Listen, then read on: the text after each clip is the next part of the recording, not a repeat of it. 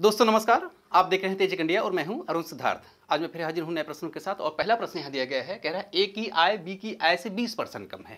कितना कम है? 20%। कौन कम है? ए। कह रहा है तो बताइए कि बी की आय ए की आय से कितना प्रतिशत अधिक है। अगर इस प्रकार के प्रश्न आपको कहीं भी मिलते हैं तो क्या करना है? सबसे पहले यहाँ देख रहे हैं, कह रहा है कि कितना प्रतिशत अधिक है। तो जब प्रतिशत अधिकता पूछे तो आपको सबसे पहले यहाँ लिखना है, आप यहाँ प्रतिशत अधिकता लिखेंगे या लिखेंगे वृद्धि। तो हम यहाँ लिखते हैं प्रतिशत अधिकता, तो ये हो जाएगा प्रतिशत अधिकता। जितना परसेंट दिया है, जैसे इस प्रश्न दिया है कि 20% कम है, तो जब कम देता है, जितना परसेंट कम देता है 20, 30 चाहे जो भी संख्या वहां देगा, तो हम उस संख्या को हम 100 में क्या करते हैं? मल्टीप्लाई कर देते हैं, यानी 100 इंटू कितना हो जाएगा? 20 हो जाएगा। फिर क्या करते हैं? डिवाइड बाई 100 माइनस जितना संख्या दिया गया है, तो यहाँ करेंगे 100 माइनस यहाँ ये हो जाएगा, यहाँ 20 है। अब इसी को हम सिंप्लीफाई कर देते हैं, इसी को हम सिंप्लीफाई करेंगे तो यह हो जाएगा 100 इंटू कितना हो जाएगा? यहाँ 20 हो जाएगा, और डिवाइडेड बाई जो यहाँ नीचे है 100 में से आप 20 माइनस कर देंगे, कितना मिलेगा? 80 मिलेगा, यानी 80 मिल जाएगा, और ये हो जाएगा। इस तरीके से अगर हम यहाँ 20 से इसको काट दें, 20 1 के 20 और 20 चौक कितना होता है? 80 होता है। यहाँ देख रहे हैं 4 यहाँ के ऊपर है कितना? 100 है, तो 4 से 100 को आप काट देंगे तो देखिए 4 1 के 4 होता है, और यहाँ 4 दूनी 8 हो गया, और यहाँ कितना बचा? 20 हो गया, तो 4 पंचे यहाँ 20 हो गया, यानी ये जो आपको यहाँ मिला कितना है? 25%, यानी 25% क्या है? या अगर इस तरीके से यहाँ देखें ये क्या है? ये हाँ ए में मैच कर रहा है, यही इसका आंसर है। एक बार फिर से समझ लीजिए। देखिए कह रहा है कि ए की आय बी की आय से 20% कम है, तो जितना कम हो उससे नहीं मतलब है, 20 30 40 चाहे जो भी दिया हो। फिर पूछ रहा है तो बताइए कि बी की आय ए की आय से कितना प्रतिशत अधिक है। तो जब प्रतिशत अधिकता पूछे तो आपको यहाँ लिखना है परसेंट अधिकता बराबर या परसेंट वृद्धि बराबर। हम क्या करते हैं? जितना परसेंट दिया गया उसको 100 में मल्टीप्लाई करते हैं, फिर डिवाइड बाई क्या करते हैं? 100 माइनस जो भी दिया गया है, जैसे यहाँ 20 दिया है तो हमको 20 कर देंगे, माइनस कर देंगे। अब इतना करने के बाद क्या करते हैं? इसको सिंप्लीफाई करते हैं। यहाँ हो जाएगा 100 इंटू 20 हो जाएगा, नीचे हो जाएगा 100 में से आप 20 माइनस कर देंगे तो आपको कितना मिलेगा? 80 मिलेगा। अब यहाँ हमने क्या किया? 20 से इसको हमने काट दिया, 20 चौक 80 होता है, 4 से हमने 100 को काट दिया, तो 4 दूनी 8, 2 10 होता है, 4 पंचे 20, यानी कितना हो गया? 25% हो गया, जो कि यहाँ क्या है? डी में मैच कर रहा है। तो इस तरीके से क्या है? इसका आंसर ये हो गया। चलिए ये तो था पहला क्वेश्चन। अब यहाँ क्या है?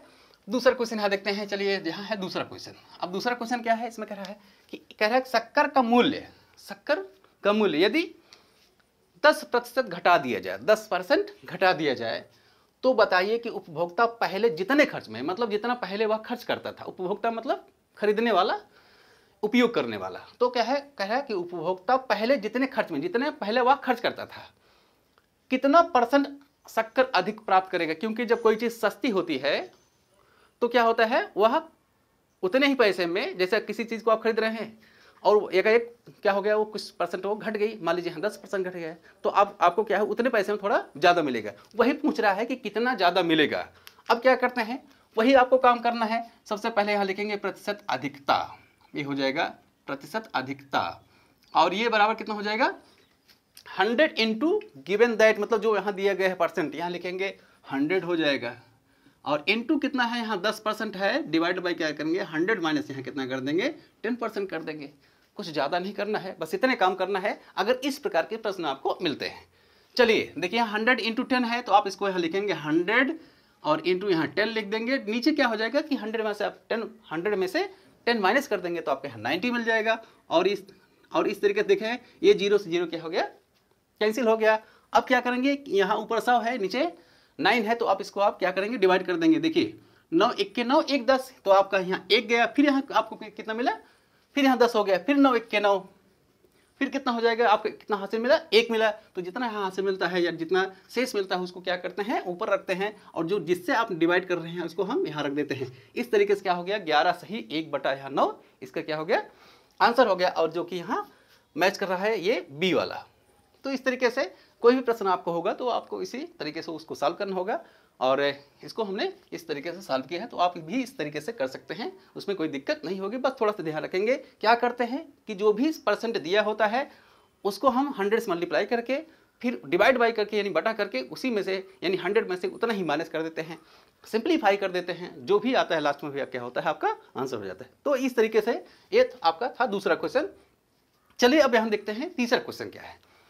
तीसरा क्वेश्चन यहाँ दिया है, दो संख्याओं के गुणनफल में एक संख्या 40% कम हो गई है। क्योंकि जब दो संख्याएं होती हैं अलग अलग तो पहले छोटी होती है, जब उनका गुणा कर दिया जाता है क्या होता है, वो बड़ा हो जाती है, मतलब उन दोनों संख्याओं से वो बड़ी हो जाती है। तो वो कह रहा है कि उसमें से एक संख्या 40% कम हो जाती है।